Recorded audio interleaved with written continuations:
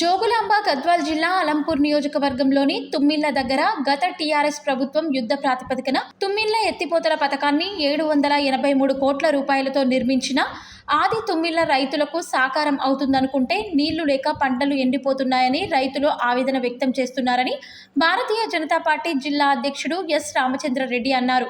RDS ఆయకట్టు కింద 87,500 ఎకరాలు సాగులో ఉన్నాయన్నారు.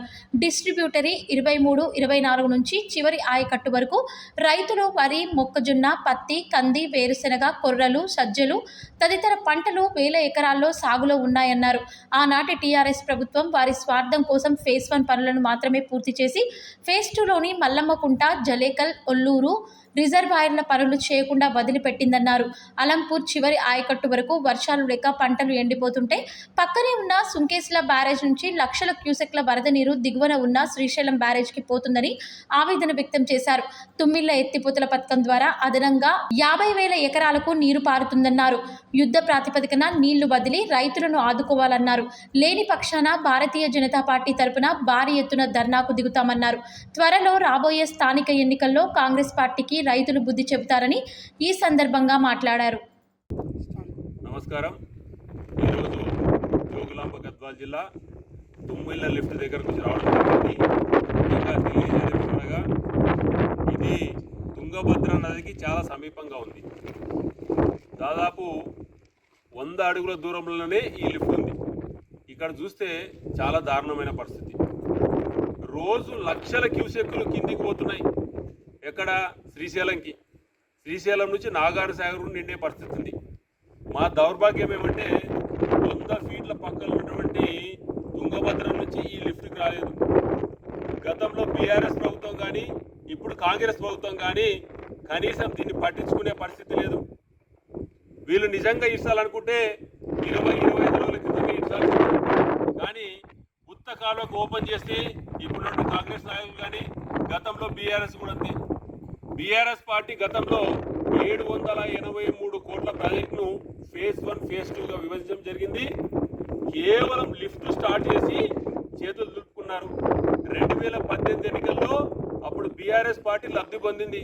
తుమ్మిలకు లిఫ్ట్ నీళ్ళు ఇస్తామని మోసం చేసి హడావిడిగా ప్రారంభించి కనీసం మల్లమ్మకుంట, ఒల్లూరు, చిలకలు రిజర్వాయర్లు పూర్తి ప్రారంభించకుండానే ఈ లిఫ్ట్ ప్రారంభించి ఈ యొక్క జోగులాంబ గద్వాల్ జిల్లా అల్లంపూర్ నియోజకవర్గ రైతులందరినీ నట్టేట ముంచడం జరిగింది.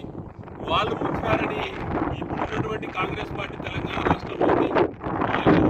అదేవిధంగా 2023 ఎన్నికల్లో కూడా స్థానిక ఎమ్మెల్సీ ఏమన్నాడంటే మా విజయాన్ని గెలిపిస్తే వెంటనే 3 లిఫ్టులు ప్రారంభించి పూర్తిగా నీళ్ళు ఇస్తామండ్రి. ఇంతవరకు ఈ తుమ్మల లిఫ్ట్ ద్వారా 3 రిజర్వాయర్లు కానీ ఒక్క రిజర్వాయర్ కూడా రాలేదు.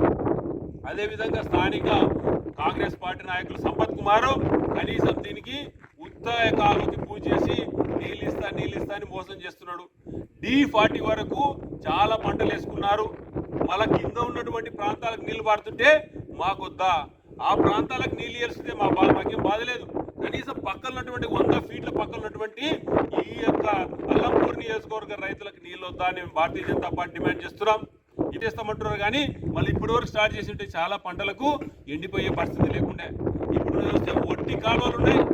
వెంటనే మా డిమాండ్ రేపు మంగళవారం కనుక మీరు ఇవ్వకుంటే ఖచ్చితంగా పెద్ద ఎత్తున భారతీయ జనతా పార్టీ ఆధ్వర్యంలో ధర్నా చేసి నీళ్ళు వచ్చే వరకు పోరాడతాం. అదేవిధంగా ఈ తుమ్మిళ్లకు సంబంధించినటువంటి 3 రిజర్వాయర్లు ఉన్నాయి.